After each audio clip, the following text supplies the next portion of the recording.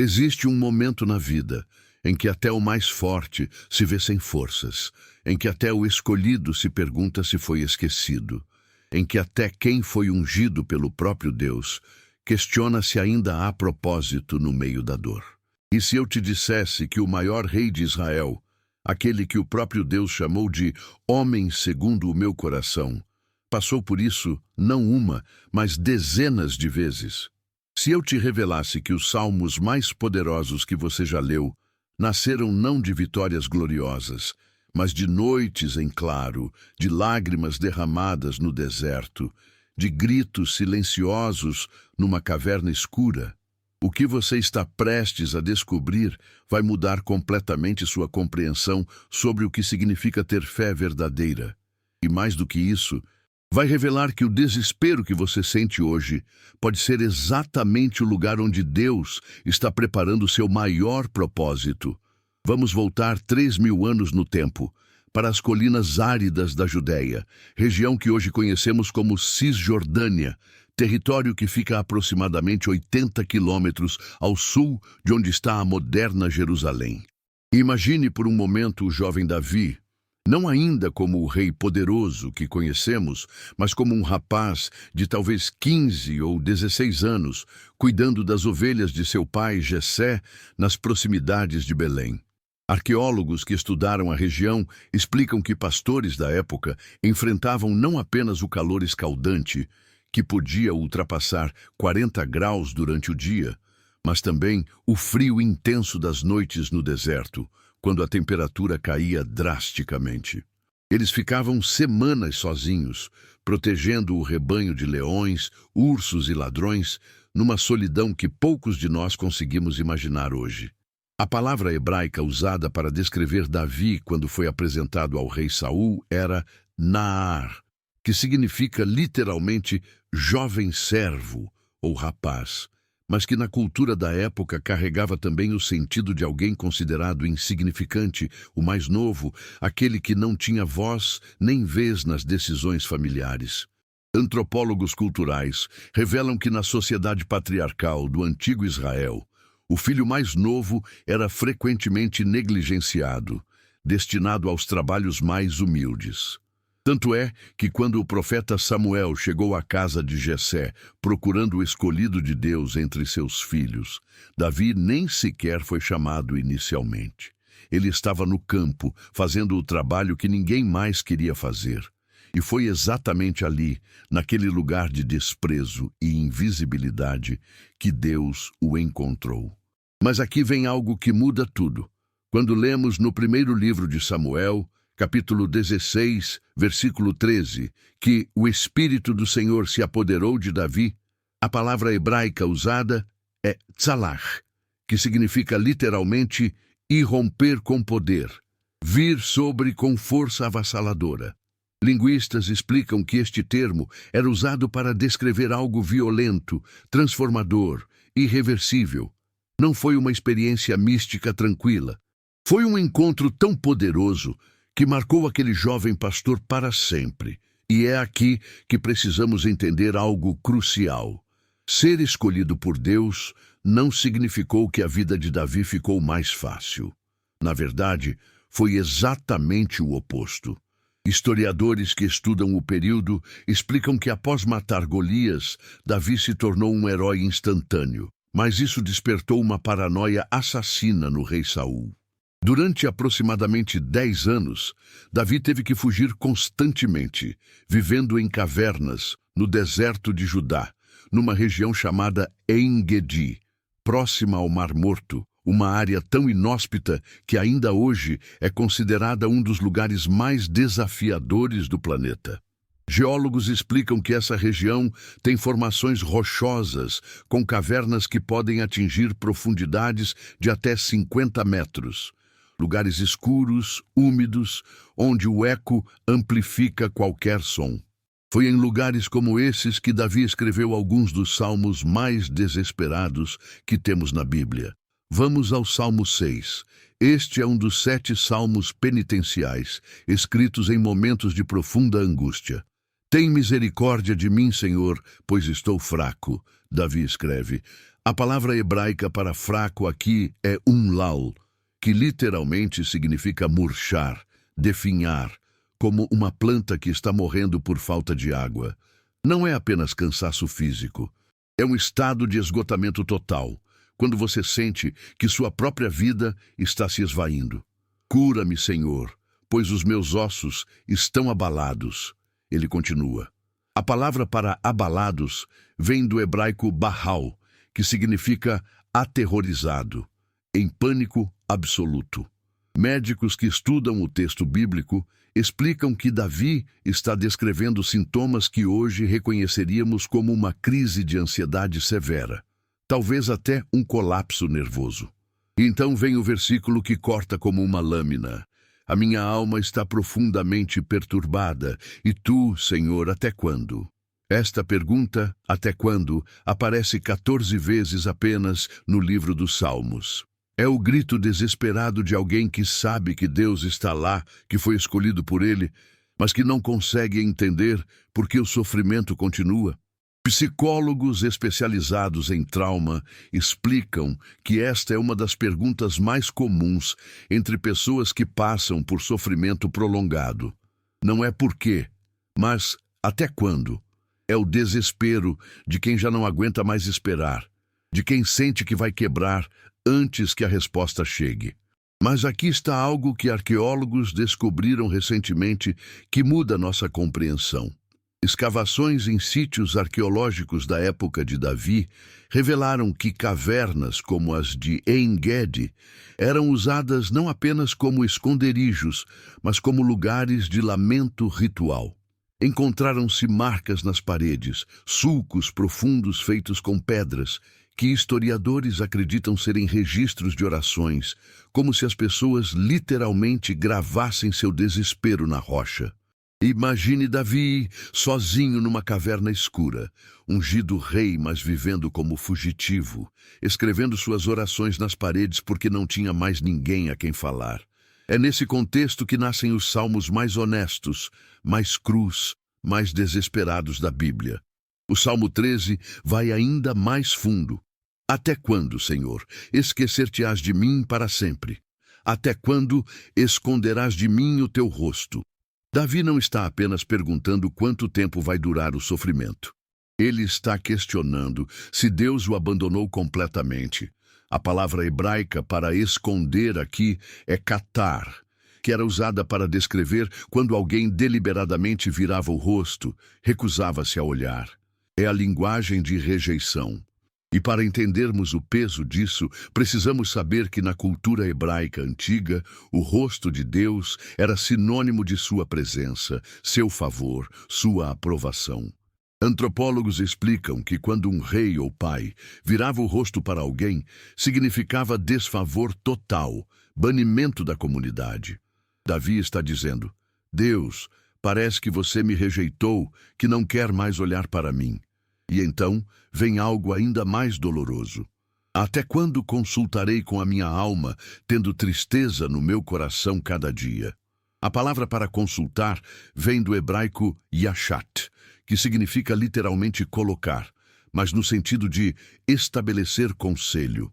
Davi está dizendo que ele passa os dias inteiros conversando consigo mesmo, tentando encontrar respostas, tentando entender o que está acontecendo.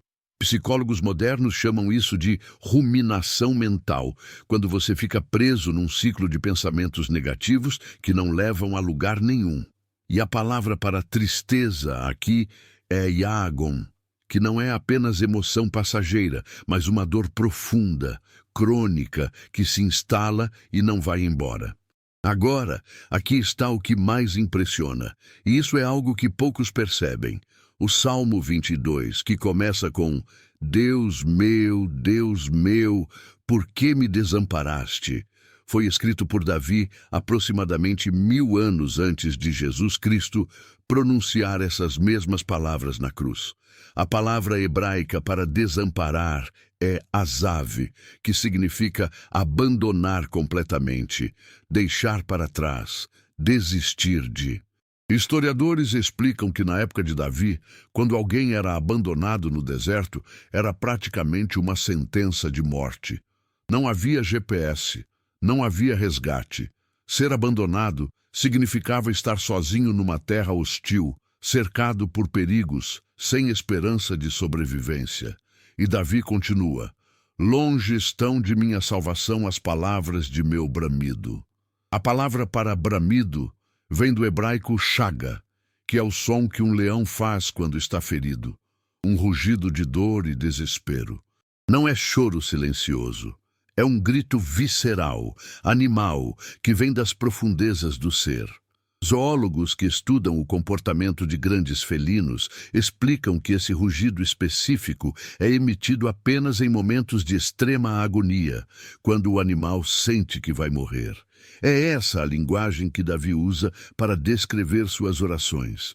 Não são palavras bonitas, teologicamente corretas. São gritos de alguém que está sendo despedaçado por dentro.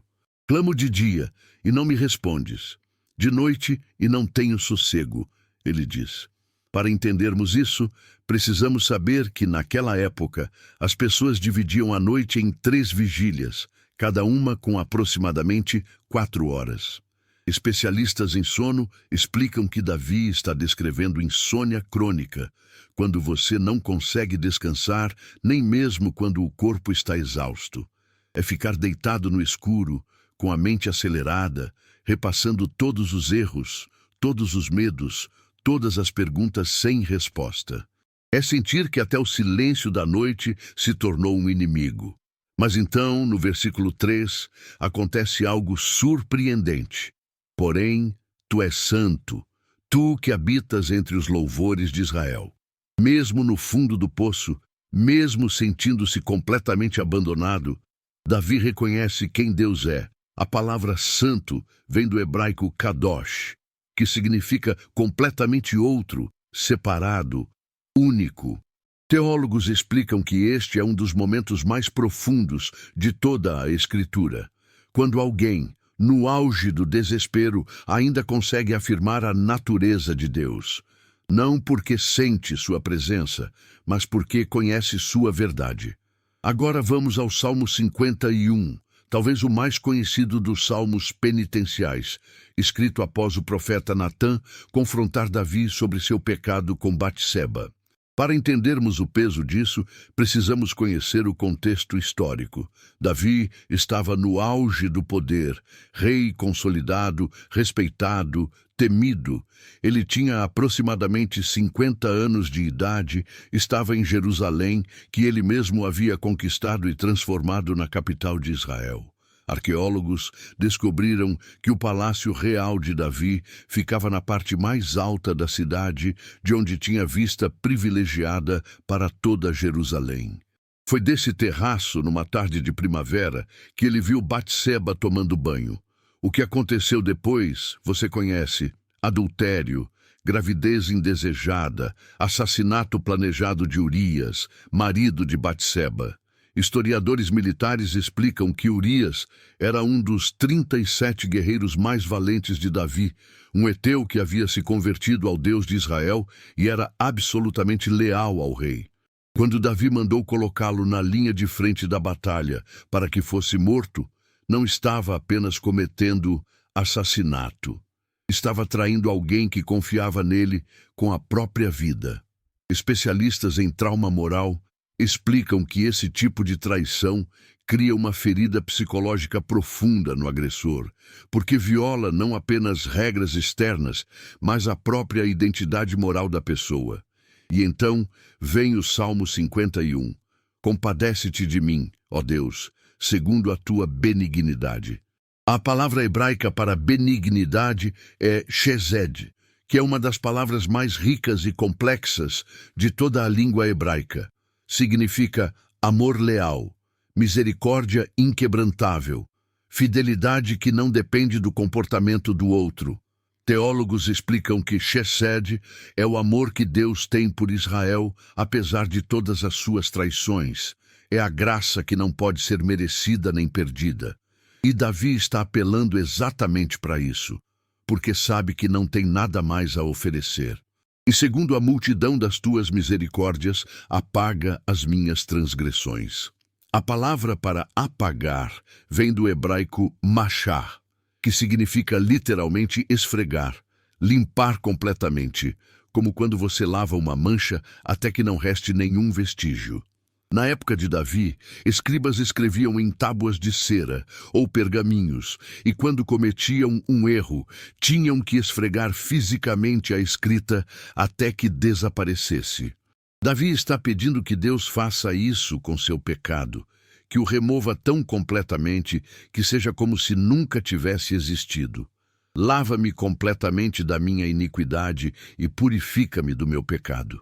Aqui Davi usa 3 palavras diferentes para descrever o que fez errado. Transgressão, pecha, que significa rebelião deliberada. Iniquidade, avon, que se refere à culpa e suas consequências. E pecado, chata, que significa literalmente errar o alvo, falhar em ser o que deveria ser. Linguistas explicam que ao usar essas 3 palavras, Davi está reconhecendo não apenas o ato específico que cometeu, mas toda a condição quebrada que levou a ele. Não é só eu fiz uma coisa ruim, é eu sou alguém profundamente falho. E então vem o versículo que revela o verdadeiro desespero de Davi. Contra ti somente pequei e fiz o que é mal à tua vista. Espera, como assim somente contra Deus? E Batseba, e Urias, e toda a nação que ele escandalizou? Teólogos explicam que Davi não está negando que machucou outras pessoas. Ele está reconhecendo que todo pecado é, em última análise, contra Deus. Porque quando traímos, mentimos, matamos, não estamos apenas violando regras, estamos rejeitando o próprio caráter de quem nos criou. Mas aqui está a revelação que muda tudo. Pois não desejas sacrifícios, senão eu os daria. Não te deleitas em holocaustos. Os sacrifícios que agradam a Deus são o espírito quebrantado. Ao coração quebrantado e contrito não desprezarás, ó Deus. A palavra hebraica para quebrantado é shabar, que significa despedaçado, partido em pedaços, como quando algo é quebrado de forma irreparável. E contrito vem de daká, que significa esmagado, moído, como grãos sendo triturados para virar farinha. Davi está dizendo que seu coração está completamente destruído, reduzido a pó. E é exatamente isso que Deus quer. Não animais mortos. Não rituais externos, mas um coração que reconhece sua própria ruína. Agora, aqui está o que ninguém te disse. Todos esses salmos de desespero, de confissão, de lamento, não foram escritos para ficarem guardados. Foram escritos para serem cantados publicamente no templo. Musicólogos que estudam a música antiga explicam que os salmos eram acompanhados de instrumentos, tinham melodias específicas, eram parte da liturgia regular de adoração. Isso significa que cada vez que Israel se reunia para adorar, eles cantavam sobre o desespero de Davi, sobre suas lágrimas, sobre seus pecados. O rei estava expondo sua alma mais frágil, sua humanidade mais crua, para que todos vissem. E por quê? Porque Davi entendeu algo que muda completamente nossa compreensão de fé.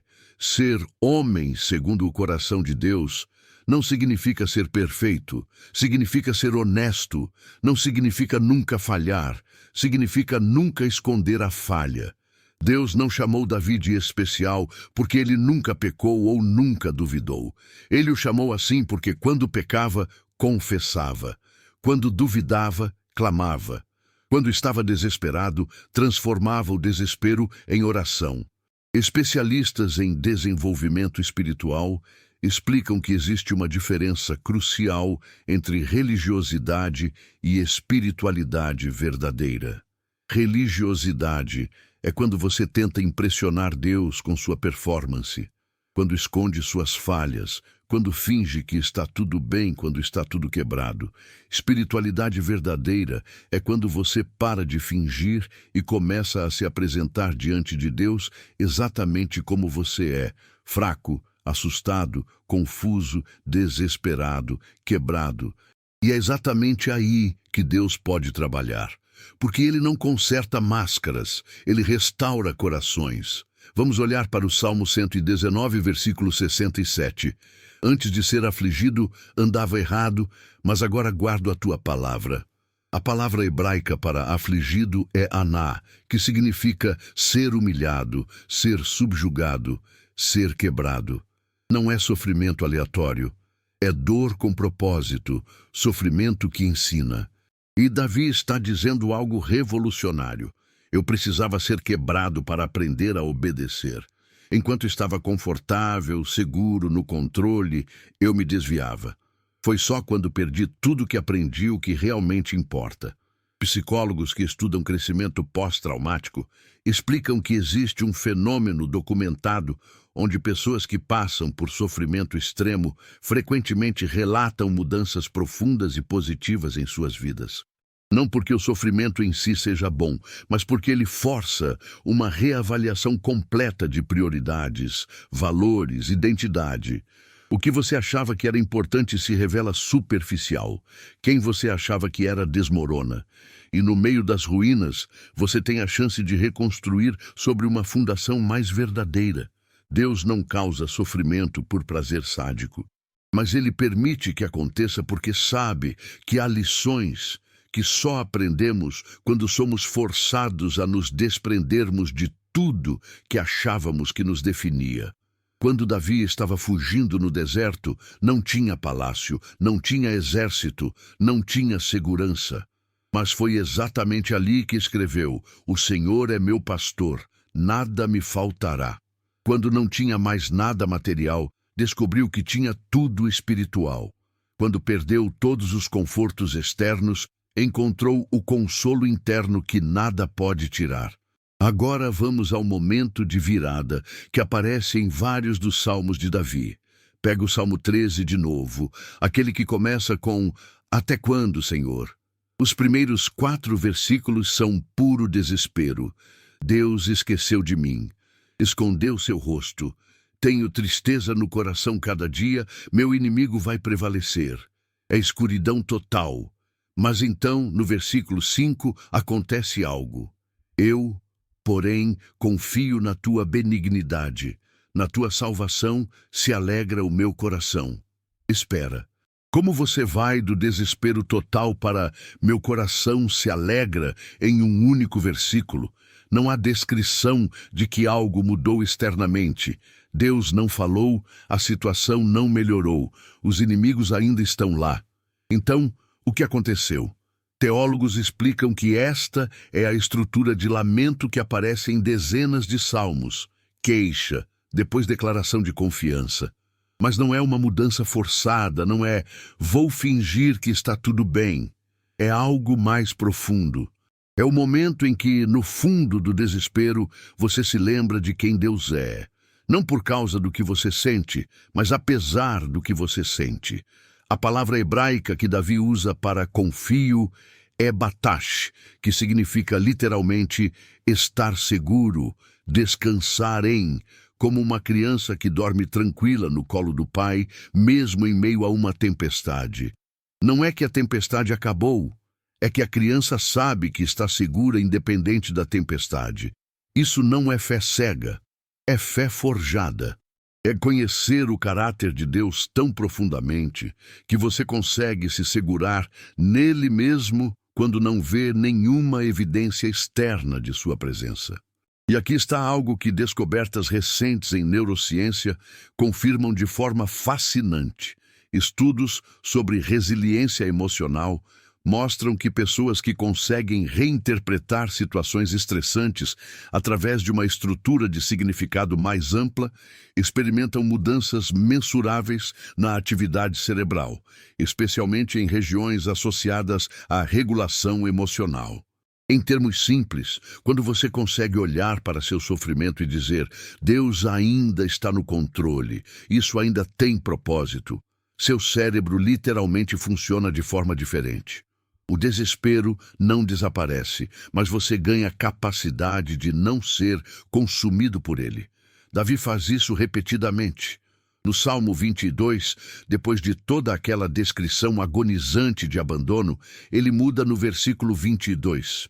Anunciarei o teu nome aos meus irmãos, louvar-te-ei no meio da congregação. Ele ainda não foi resgatado, mas já está prometendo que vai louvar, porque ele sabe que este não é o fim da história. Pode ser o capítulo mais escuro, mas não é o fim. E aqui está a fé que Deus busca.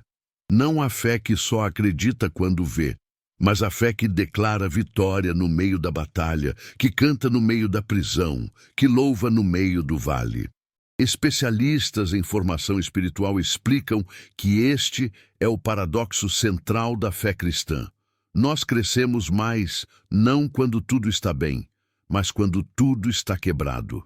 Não quando estamos fortes, mas quando estamos fracos. Paulo disse isso explicitamente em 2 Coríntios 12, versículo 9. A minha graça te basta, porque o meu poder se aperfeiçoa na fraqueza. A palavra grega para aperfeiçoar é teleiou, que significa completar, trazer à maturidade, realizar plenamente. O poder de Deus não é diminuído pela nossa fraqueza, ele é completado através dela, e agora vem a aplicação que muda tudo para nós hoje. Talvez você esteja ouvindo isso e se identificando com o desespero de Davi. Talvez você também tenha perguntado, até quando, Senhor? Talvez você também tenha sentido que Deus escondeu seu rosto, que te abandonou, que te esqueceu. Talvez você tenha noites em claro, onde sua mente não para, onde você revive cada erro, cada falha, cada momento de vergonha. Talvez você tenha pecados tão pesados no coração que você acha que nunca vai conseguir se livrar deles. E você precisa saber, você não está sozinho.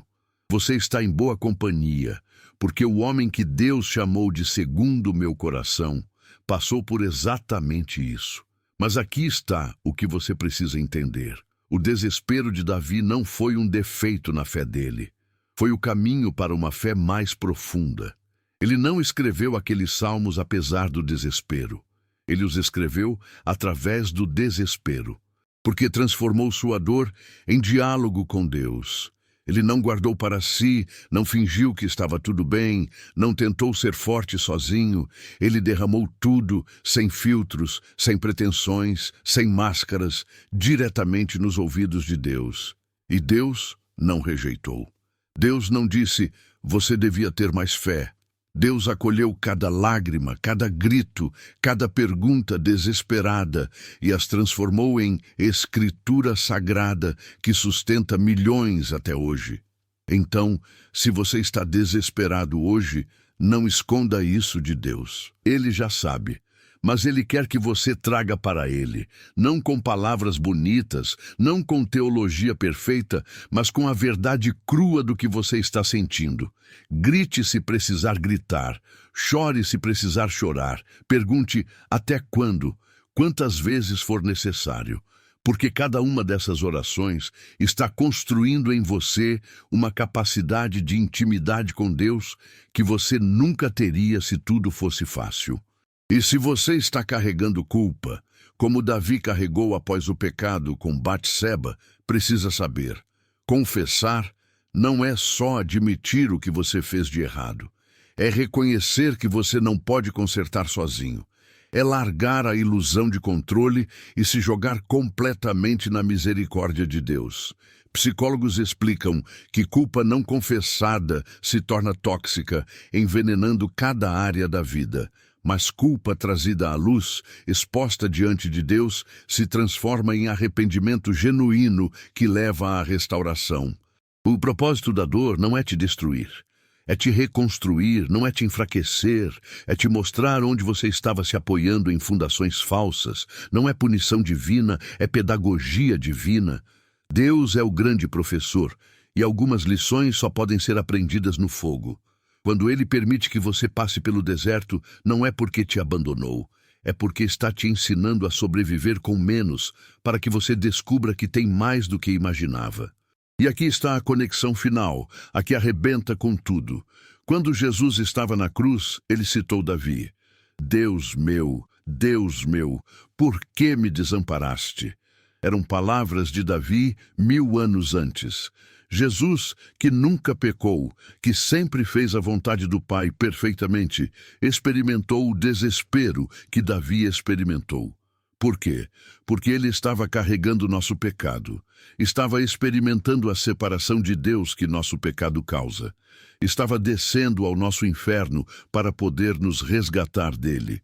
Teólogos explicam que Jesus, na cruz, estava cumprindo o Salmo 22 inteiro. Não apenas as primeiras palavras, mas todo ele. Todos os que me veem zombam de mim. Aconteceu. Repartiram entre si as minhas vestes. Aconteceu. Todos os meus ossos se desconjuntaram. Aconteceu através da crucificação. Cada detalhe que Davi escreveu no desespero tornou-se profecia que se cumpriu em Jesus. Mas aqui está a virada. O Salmo 22 não termina em desespero. Ele termina em triunfo. Todas as extremidades da terra se lembrarão e se converterão ao Senhor. Davi, no meio do desespero, profetizou ressurreição, profetizou vitória, profetizou redenção global. E Jesus cumpriu tudo isso. Desceu ao inferno do nosso lugar e ressuscitou vitorioso, para que todos que creem nele também ressuscitem. Então, quando você está no seu desespero hoje, quando está no seu Salmo 22, pessoal, lembre-se, este não é o fim da história. Jesus já garantiu que desespero não é destino final. Ele desceu mais fundo que você jamais poderá descer e voltou. E ele prometeu que todo que nele crê jamais será abandonado, jamais será esquecido, jamais será deixado no buraco. O propósito da dor de Davi não era apenas ensinar Davi, era preparar linguagem para quando o Filho de Deus precisasse expressar o sofrimento de carregar o pecado de toda a humanidade. Era criar salmos que sustentariam milhões através dos séculos. Era provar que você pode ser homem segundo o coração de Deus, não apesar das falhas, mas através de como você lida com elas. E hoje, o propósito da sua dor, não posso te dizer exatamente qual é, mas posso te dizer que existe. Nada é desperdiçado no reino de Deus. Cada lágrima que você chora está sendo coletada. Cada oração desesperada está sendo ouvida. Cada noite escura está te preparando para uma aurora mais gloriosa. Deus não está te punindo, está te moldando, não te abandonou. Está mais perto do que nunca, porque ele prometeu estar perto dos quebrantados de coração. O desespero que você sente pode parecer inimigo, mas pode se tornar seu professor. Pode parecer destruição, mas pode ser reconstrução. Pode parecer fim, mas pode ser início de algo que você jamais experimentaria se tudo fosse sempre fácil. Porque há versões de você. Profundidades de caráter, capacidades de compaixão, níveis de fé que só nascem no fogo do sofrimento. Davi entrou no deserto como pastor e saiu como rei. Entrou pecador e saiu adorador. Entrou quebrado e saiu restaurado. Não porque o deserto era bom em si, mas porque Deus estava com ele no deserto. E o mesmo Deus que transformou o desespero de Davi em salmos de esperança pode transformar seu desespero em testemunho de redenção. E aqui está a mensagem final de sabedoria e paz que deixo contigo em nome do Senhor Jesus Cristo, para a glória de Deus Pai. O desespero que você carrega hoje não define você. O que define você é o que você faz com ele. Você pode deixar que te endureça ou que te amoleça. Pode deixar que te afaste de Deus ou que te aproxime dele. Pode deixar que te destrua ou que te reconstrua de formas que você nem sabia que eram possíveis. Jesus Cristo, que desceu ao mais profundo desespero humano quando carregou nossos pecados na cruz, conhece sua dor intimamente. Ele não está distante, observando de longe. Ele está presente, carregando você quando você não tem forças para caminhar. E ele promete que este sofrimento momentâneo está operando em você peso eterno de glória, muito acima de toda comparação. O que parece interminável hoje é temporário. O que parece destruição hoje é preparação. O que parece fim hoje é apenas virada de página. Não fuja da dor. Traga ela para Deus. Não esconda o desespero. Transforme ele em oração. Não finja que está tudo bem quando está tudo quebrado. Seja honesto, porque é na honestidade brutal diante de Deus que acontece a cura real. É quando paramos de fingir que começamos a crescer. É quando admitimos que não temos resposta que Deus pode dar sua resposta. É quando reconhecemos que estamos perdidos que podemos ser encontrados. E conectando tudo que aprendemos com Davi, entenda isso. O propósito do desespero não foi apenas forjar o caráter de um rei. Foi criar uma linguagem universal de fé que atravessaria milênios. Quando você lê os Salmos de Davi 3.000 anos depois, você não está lendo história antiga. Você está lendo seu próprio coração nas palavras de alguém que caminhou antes de você pelo mesmo vale escuro. E se Davi saiu vitorioso, se ele conseguiu transformar cinzas em beleza, pranto em alegria, desespero em adoração, você também pode, porque o Deus de Davi é o mesmo ontem, hoje e eternamente. O Deus que ouviu os clamores de um pastor fugitivo numa caverna, ouve seus clamores hoje, onde quer que você esteja. O Deus que perdoou um rei adúltero e assassino pode perdoar qualquer coisa que você tenha feito.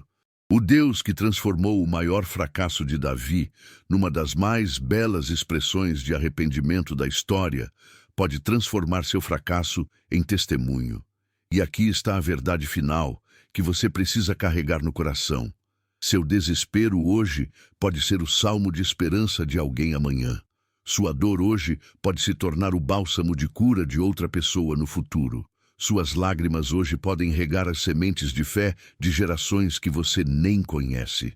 Porque quando Deus permite sofrimento na vida de quem Ele ama, nunca é apenas para aquela pessoa. É para todos que serão tocados pelo testemunho de como Deus os sustentou através da tempestade. Então não desperdice seu desespero guardando ele para si. Quando Deus te levantar desse vale, e Ele vai te levantar, conte o que Ele fez. Assim como Davi cantou publicamente sobre suas lutas para que gerações futuras encontrassem esperança, você também pode ser voz de esperança para quem está passando hoje pelo que você passou ontem. Seu testemunho pode ser exatamente o que alguém precisa ouvir para não desistir. Enquanto você ainda está no vale, enquanto o desespero ainda pressiona, lembre-se das palavras do próprio Davi no Salmo 23.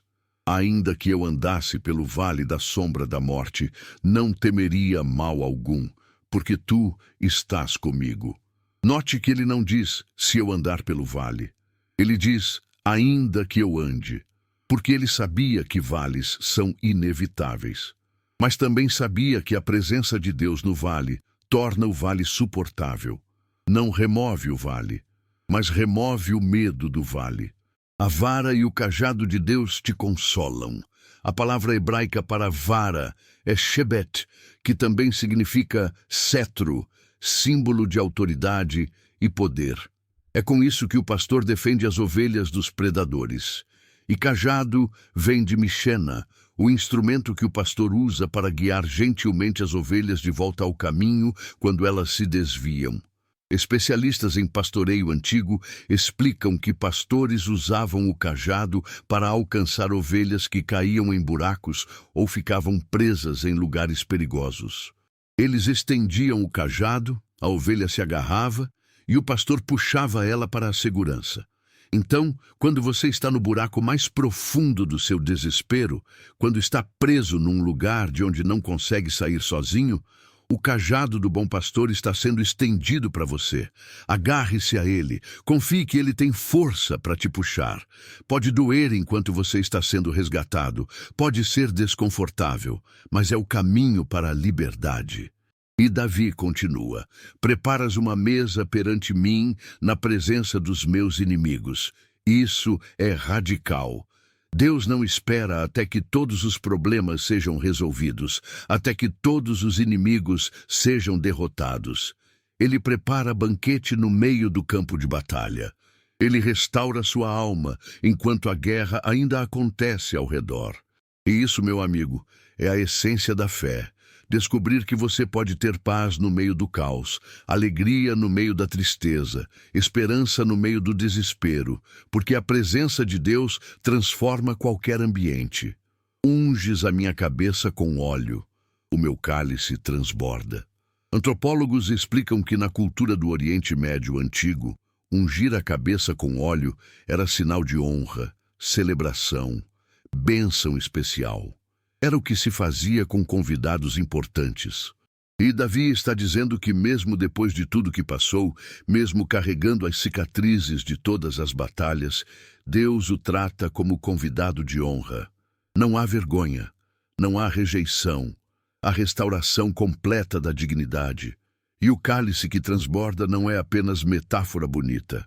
Na época, quando um anfitrião enchia o cálice do convidado até transbordar, estava dizendo: há mais do que suficiente aqui. Você não precisa se preocupar. Tenho abundância para compartilhar com você. Deus não te dá apenas o suficiente para sobreviver. Ele te dá a abundância que transborda, que não cabe em você, que precisa ser compartilhada com outros. E então vem a declaração final que resume tudo. Certamente que a bondade e a misericórdia me seguirão todos os dias da minha vida, e habitarei na casa do Senhor por longos dias. A palavra hebraica para seguir é radaf, que significa literalmente perseguir, caçar, como um predador perseguindo presa. Davi está dizendo que a bondade e misericórdia de Deus não são passivas, esperando que você as encontre. Elas te perseguem ativamente, te caçam, te alcançam, não importa quão longe você corra. Pensa nisso.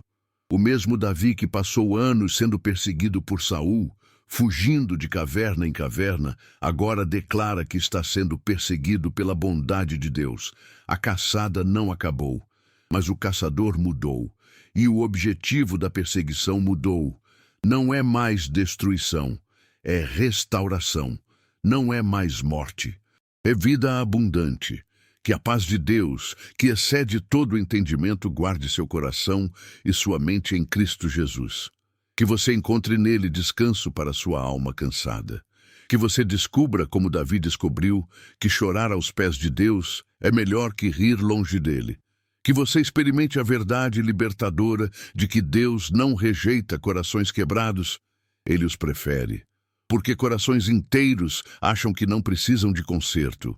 Corações quebrados sabem que só Deus pode restaurar. E um dia, quando você olhar para trás, verá que as marcas das feridas não desapareceram, mas foram transformadas em testemunho. Que os vales mais profundos produziram os frutos mais doces. Que as noites mais escuras precederam as auroras mais gloriosas. E você dirá, como Davi disse, foi bom para mim ter sido afligido, para que aprendesse os teus estatutos. Não porque o sofrimento era bom, mas porque Deus é bom. E ele transforma até o mal em bem para aqueles que o amam. Então respire fundo agora. Você sobreviveu até aqui, e se Deus te trouxe até aqui, ele vai te levar até o fim. O desespero que você sente hoje não é sua identidade, é apenas uma estação. E como toda estação, vai passar. Mas o que você aprender nesta estação, a profundidade de fé que você desenvolver aqui, a intimidade com Deus que você descobrir agora, isso vai permanecer para sempre. Que a graça do Senhor Jesus Cristo, que conhece cada lágrima sua, porque Ele mesmo chorou, o amor de Deus Pai, que te persegue com bondade e misericórdia todos os dias, e a comunhão do Espírito Santo, que intercede por você com gemidos inexprimíveis quando você não tem mais palavras para orar, estejam com você agora e sempre. Você não está sozinho no deserto, você está em boa companhia. Davi esteve lá, Jesus esteve lá, E eles chegaram ao outro lado, e você também vai chegar. Não porque é forte o suficiente, mas porque o Deus que te sustenta é fiel o suficiente, e Ele nunca, jamais desiste dos seus filhos.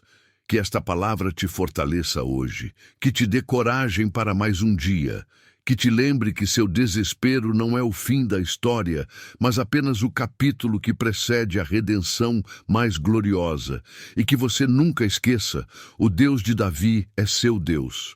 O pastor que guiou o rei através dos vales está guiando você agora, e ele é bom, sempre foi, sempre será. Em nome do Senhor Jesus Cristo, que venceu o desespero na cruz e a morte no túmulo vazio, receba a paz, receba a esperança, receba a certeza de que seu desespero tem propósito, sua dor tem significado e seu futuro tem promessa. Amém e amém.